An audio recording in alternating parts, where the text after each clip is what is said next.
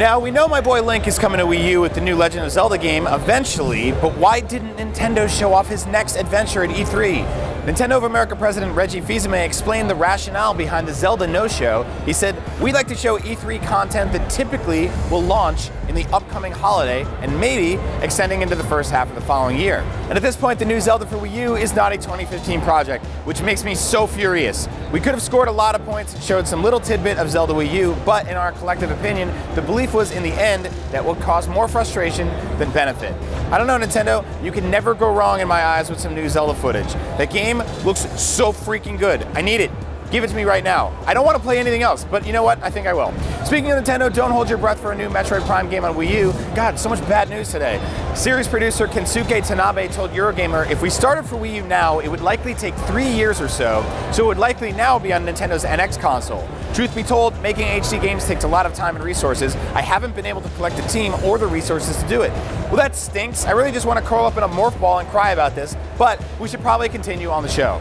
So then, Sony is still not going to pursue backwards compatibility with PlayStation 4, even though Microsoft unveiled this week that Xbox One is getting 360 support. Sony Worldwide Studios President Shuhei Yoshida, my boy, explained that Microsoft's announcement hasn't altered his company's position. He said the announcement didn't change. I don't think we will change our approach. The PlayStation 4 doesn't have backwards compatibility. That said, Yoshida hasn't totally closed the door on the possibility of PlayStation 4 backwards compatibility, saying, I won't say we'll never do it, but it's not an easy thing to do. If it was easy, we would have done that. You know, with PlayStation Now, I doubt Sony pursues backwards compatibility, but I would love to see it. Final Fantasy VII Remake director Tetsuya Nomura wants to remaster more Final Fantasy games, specifically pointing to 5 and 6. The Square Enix game designer told VentureBeat, considering that we have remakes of Final Fantasy up until 4, and then we have 7, I've been working with Mr. Yoshinori Kitase since Final Fantasy V, and we've noticed that 5 and 6 are missing. That bothers me. How come we skipped over those two?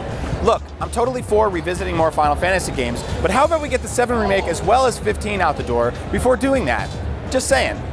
On the topic of remakes, Electronic Arts isn't planning to remaster the Mass Effect trilogy for Xbox One and PlayStation 4.